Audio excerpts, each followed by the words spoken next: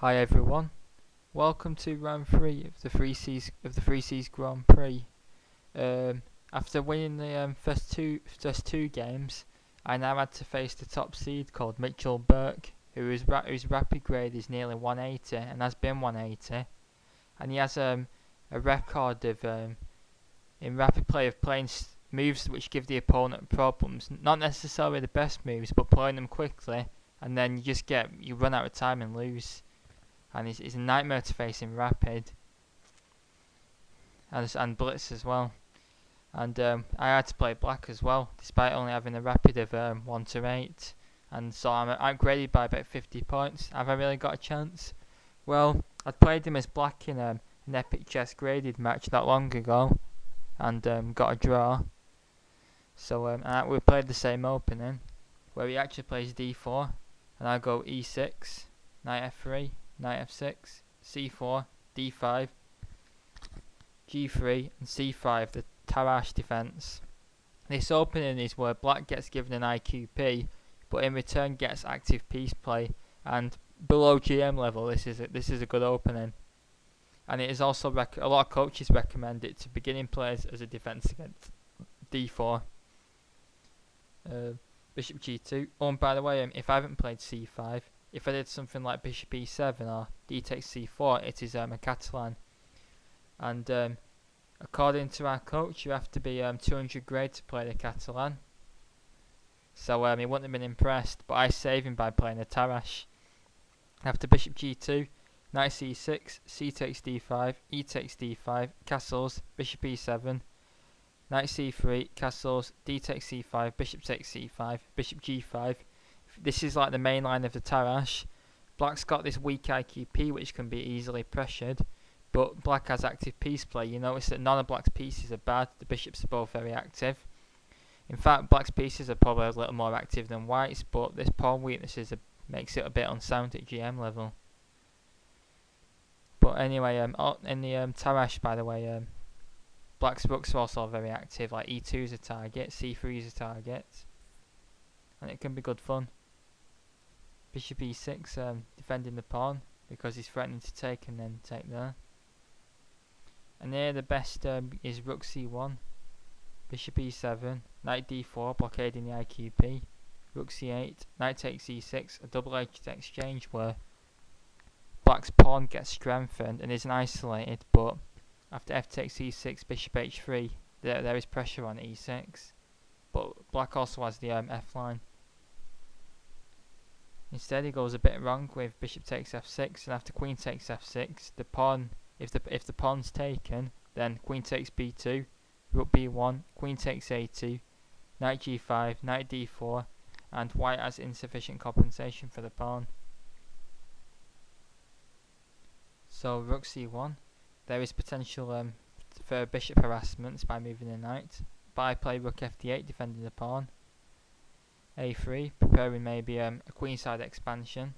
And here I think the best move, what I should have played, is a6. The point being is that when white plays b4 to give the bishop a retreat square at a7, where it can stay on this strong diagonal, pressurising f2. And then black has a comfortable position and possibly is slightly better here, because white's lost that good bishop in return for a knight, and black's raking bishops are pretty strong. Instead I play a chicken move with bishop b6, and after knight a4, a good move here is d4, because you should always look to advance an IQP at a favourable moment, and if knight takes b6, a takes b6. Now in the game, queen b3 gave me a lot of problems, but the bishop covers the square now, making the pawns more safer. And now say white plays queen d2, and there is chances for both sides in this position. Black's active piece play compensates for the fractured pawn structure. Instead, I play rook ac8, allowing knight takes b6, a takes b6, and queen b3, where I'm practically losing the pawn by force. However, Houdini suggests a rather wild-looking move to give the best compensation for the pawn, which is g5. This looks rather crazy, and I certainly didn't consider it over the board, and I probably wouldn't even consider it if it was a long play game. By the way, this was 30 minutes each.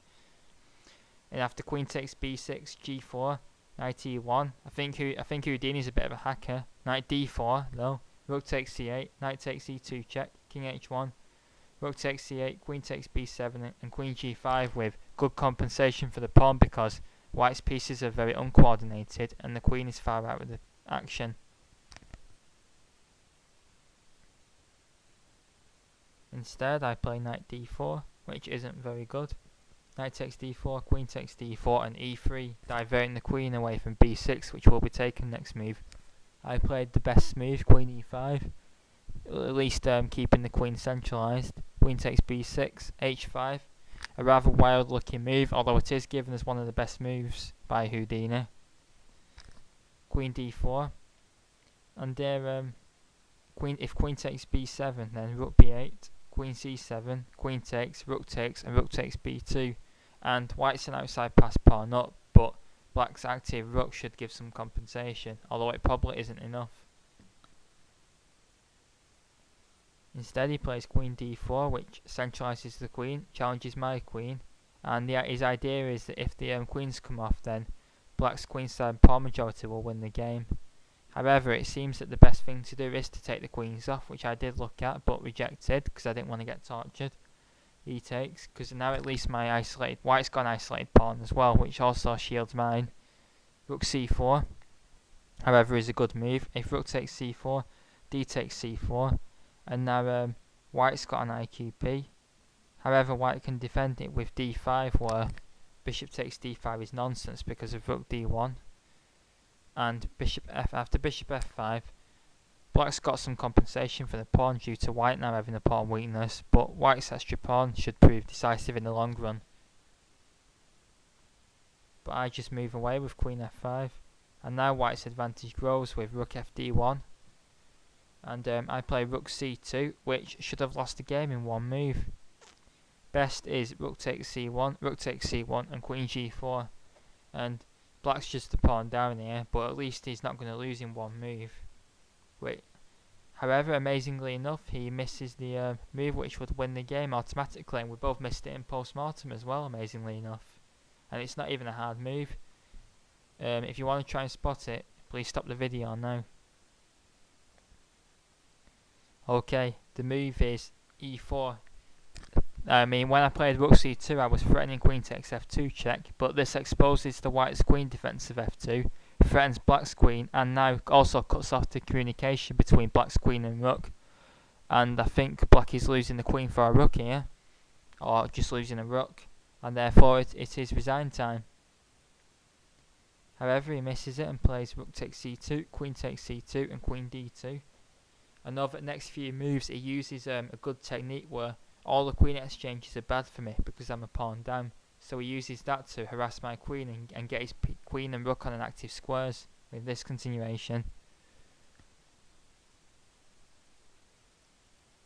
And now I put the queen on a8. I thought an interesting try we looked at was rook c8. But after queen takes a5, rook takes c1 check, bishop f1, bishop h3. White has one move to defend mate, which is queen b5. However, the king and pawn endgame is lost for black due to being a pawn down, and white can create an outside pass pawn. And if king f8, a4, and white can just create trouble on that side of the board, and black will eventually have to swap everything off and then lose the king and pawn endgame. So it isn't quite good enough, but it is an interesting try. Instead, I play queen a8, a passive looking move, but at least threatens while prepares rook c8, which after h4, rook c8 was played.